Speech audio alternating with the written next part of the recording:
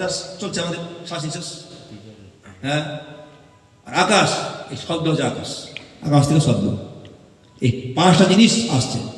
মৃত্যু হয়ে গেলে সব চলে যায়, আর কিছু নেই। তো সেইটাই হচ্ছে আমাদের কার্যক্রম, যে এই অর্জুনকে ভগবান উপদেশ দিয়ে দিয়ে 700 শ্লোক, 18টা অধ্যায় চলতে আছে। তারপরে তিনি কনফিডেন্স হয়ে গেলেন যে হ্যাঁ, এই আমি আর আমারটাকে বোঝানোর জন্য। তখন আমি ছিল আর আমার ছিল। লাস্ট তখন তিনি বুঝতে পারলেন যে সত্যি আমি কিছুই না, আর আমারও কিছুই নেই। আমিও কিছু না, আর আমারও কিছু নেই। তারপর তিনি যুদ্ধ করার জন্য উদ্যত হলেন, যুদ্ধ করলেন ভগবান নির্দেশে। তো সেটা হচ্ছে কার্যক্রম।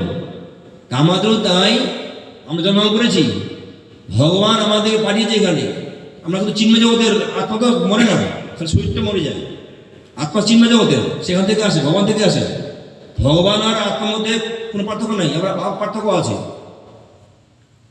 বলছেন মানে পৃথক আবার পৃথক নয়, ভিন্ন আর অভিন্ন। কেন আমরা ভগবান থেকে এসেছি, ভিন্ন হয়ে গেছি। আগে ভগবানের সঙ্গে ছিলাম। এটা উদাহরণ দিয়েছে সূর্য আর সূর্যের যে রশ্মি, সূর্য আর সূর্যের রশ্মি একই, ভিন্ন আবার অভিন্ন।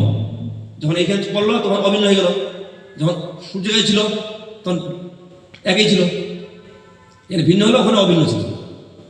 সেরকম আমরাও তো কিন্তু ভগবানের কাছে অভিন্ন। আমরা ভিন্ন হয়েছি কেন? আমাদের নিজের স্বার্থের জন্য।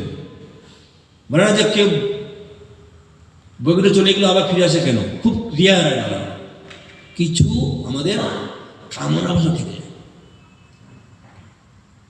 কিন্তু ভগবান গীতা বলছে, শাস্ত্রে কি বলছেন, মহান ব্যক্তি বলছে কি, যে বলছে যদি এই জগতে যদি আমাদের এক ফোঁটাও যদি কামনা বাসনা থাকে, আমাকে আবার এখানে ফিরে আসতে হবে। ক্ষীণে পুণ্যে মর্তলোকে বিসন্তি। পুণ্য করলে যাবো স্বর্গে। পুণ্য করবো আমরা, যে দান দক্ষিণা বিভিন্ন করছি, এটা পুণ্য। এটা করলে আমরা স্বর্গে যাবো, ওখানে কিন্তু ভোগ করবো, খুবই ভোগ, ওখানে আনন্দ জায়গা ওখানে। কিন্তু ভোগ করার পর আবার যখন পুণ্য খতম, থাকাও খতম, আবার ফিরে আসতে হবে জগতে। সেই জন্য বলছে ভগবানের নির্দেশ, যে গীতা মুখের বাণী আমাদেরকে মানতে হবে, সেটা স্মরণ করতে হবে। তারপরে দৈন্য, রাখতে হবে দৈন্যতা। দৈন্য মানে কি? মাগো বলছেন না শিকাষ্টমে, কিনাদপি শুনি যেন তোরপি শোনা ওমান যেন কীর্তনীয় সদাহরি। তিনাদপি, তিনা মানে ঘাস, ঘাসের মতো দৈন্যতা। মানে দেখুন ঘাসটা আছে এরকম হবে, আপনি যখন পাটা দিবেন, ঘাসটা কিন্তু জীব, এগুলো যে না ঘাস এগুলো কিছু নেই, জীব।